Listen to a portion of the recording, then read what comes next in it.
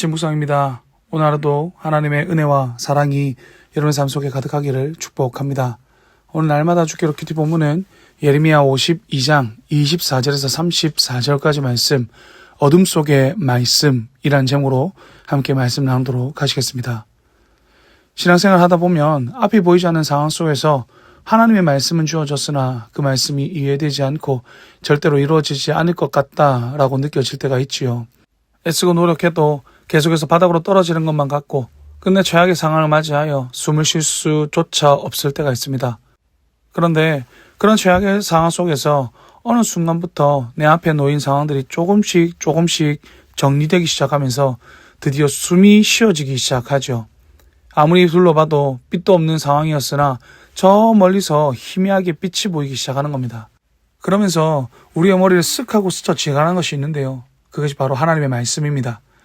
이전에 우리에게 주셨던 하나님의 말씀이 선명하진 않지만 희미하게나마 내 삶에 이루어지는 것을 조금씩 보게 되는 것이지요. 그 말씀 때문에 절망 속에서도 이제 숨이 쉬어지기 시작하는 것이죠. 오늘 본문에서도 그렇습니다. 남녀들은 바벨론에 의해 멸망을 맞이하게 됩니다. 왕과 그와 관련되어 있는 모든 사람들이 잡혀가고 가지고 있던 모든 것을 다 빼앗기게 됩니다. 더 나아가 오늘 본문에서는 제사장과 군 지휘관과 감독관들과 같이 종교적으로, 정치적으로, 군사적으로 관련 있는 모든 사람들이 잡혀가서 처형을 당하게 되죠. 그리고 이스라엘 사회에서 부유하여서 상부층에 위치한 사람들을 포로로 잡혀갑니다. 그 숫자가 순차적으로 그 합계를 매겨볼 때, 오늘 본문에 나오는 그 합계를 매겨볼 때 4,600명에 이른다라고 말하죠. 한 나라의 그 인원을 봤을 때 이 숫자가 많지 않아 보이지만 이스라엘의 영향력 있는 사람들의 숫자만 그 정도라고 한다면 충분히 많은 숫자입니다. 그렇게 다 잡혀가고 처형당하고 나니까 자연스럽게 남은 사람들이 농민밖에 없게 되는 거죠. 그러면서 국가의 체계와 구조가 다 해체되어져 버린 겁니다. 말 그대로 멸망하게 된 것이죠. 한 나라로서의 그 정체성이 사라지고 더 이상 일어날 힘이 주어지지 않게 되어 버린 겁니다. 이로써 오래전부터 예레미야를 통해 이스라엘 백성들에게 전달된 그 하나님의 심판의 말씀이 성취되는 것을 보여줍니다. 많은 거짓 선지자들과 고위 관직자들의 그 거센 반발에도 불구하고 하나님의 말씀이, 그 선포된 하나님의 말씀이 신실하게 이루어짐을 보게 되는 것이죠. 그러나 우리가 선지서를 통해서 계속 보게 되는 것처럼 하나님의 그 심판의 말씀은 심판으로 끝나지가 않습니다. 밑바닥까지 떨어진 그들을 그냥 두시지 않겠다라고 말씀하셨죠. 하나님의 심판 속에서 하나님의 그 희망의 말씀이 이루어지는 것이 보여지는 것, 그 시작하는 것이 오늘 본문에 나오게 됩니다. 바벨론의 왕이 에윌 무로닥으로 바뀌게 되면서 포로로 잡혀갔던 여호와긴의 상황이 180도 달라지게 됩니다. 에윌 무로닥은 감옥에 있던 여호와긴을 해방시켜 바벨론의 다른 모든 왕들보다 높은 자리에 두었다고 합니다. 바벨론은 이스라엘뿐만 아니라 주변에 있는 많은 나라들을 정복하였습니다. 그리고 그때 그 나라의 왕들을 포로로 잡아왔죠. 반란을 일으킨 것을 막고 외교적으로 우위에 서기 위한 그 카드로서 사용하기 위해서 그렇게 왕들을 포로로 잡아오거나 아니면 처형했던 겁니다.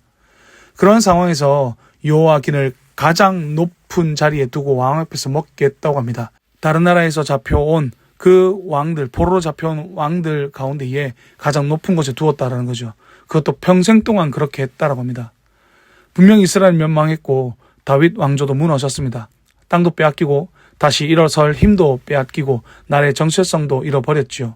그런데 하나님께서는 모든 것이 빼앗겨 포로로 잡혀간 그 상황 속에서 다른 많은 나라의 왕들보다 다윗의 왕조가 높임을 받게 하십니다. 그것도 이방 나라의 왕을 통해서 그렇게 하시죠. 이것은 바벨론 왕이 바뀌었다는 단순한 그 역사적 상황 때문이 아니라 다시 회복하시겠다고 하신 그 하나님의 말씀 때문이었습니다. 이전의 상황 속에서 이해되지 않던 그 하나님의 말씀이 이루어지게 되면서 그 하나님의 말씀이 조금씩 이해되어지고 조금씩 이루어지는 것을 보게 되면서 절망 가운데 있던 이스라엘 백성들이 희망을 보게 된 겁니다. 그 희망의 빛이 비추어지게 된 것이지요. 여러분, 하나님의 말씀은 분명히 우리의 삶 속에 이루어집니다.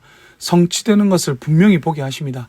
당장 이루어지지 않을지 몰라도 하나님께서 계획하신 모든 과정을 거치고 나면 하나님의 때가 우리에게 임하게 되는 것을 보게 된다는 거죠. 그러기 위해서 우리가 해야 하는 것은 순종하며 믿고 기다리는 것입니다. 지금 내가 겪고 있는 고난이 견디기 쉽지 않다 할지라도 우리를 위해서 역사하시고 쉬지 않고 일하시는 하나님을 바라보면서 말씀을 붙잡고 버티고 견디며 그 때를 기다려야 합니다. 그렇게 기다리다 보면 언젠가 나에게 허락하신 말씀이 조금씩 이해가 되어지기 시작합니다. 절대로 이루어지지 않을 것 같고 나와는 상관없을 것 같던 그 말씀들이 이해되어지고 받아들여지게 되면서 조금씩 우리의 삶 가운데 그것이 이루어지는 것을 보게 되는 것이죠. 여전히 이해가 되지 않는 그 말씀이 이해가 되어지고 받아들여지고 삶에 이제 적용되어질 때 우리의 삶과 신앙의 터닝 포인트가 되어서 삶의 모든 것이 회복하여 이전보다 더 큰 은혜를 누리며 살아가게 됩니다. 그리고 그때 신앙의 부흥이 일어나게 되고 내 삶이 성장하고 믿음이 성장하게 되는 것입니다. 오늘도 그것을 기억하시며 말씀을 붙잡고 살아가시는 여러분 되시기를 바랍니다. 그래서 여러분의 삶에 그 말씀이 성취되어짐을 보게 되기를 간절히 바라고 축복합니다. 이제 기도 시간입니다. 받은 말씀과 개인의 기도의 제목을 가지고 하나님 앞에 간절히 나아가도록 하시겠습니다. 기도하시겠습니다.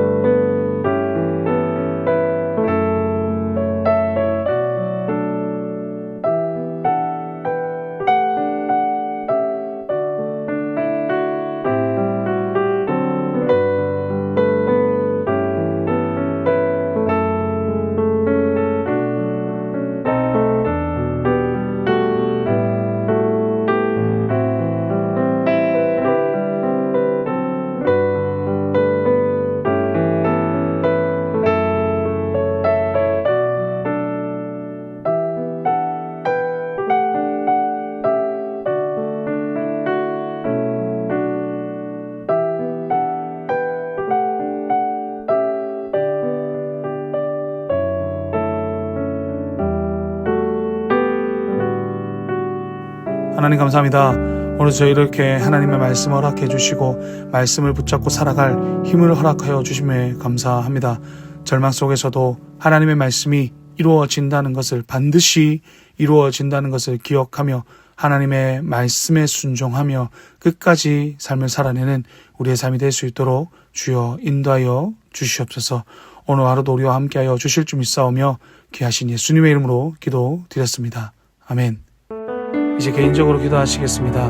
행복한 하루 되십시오.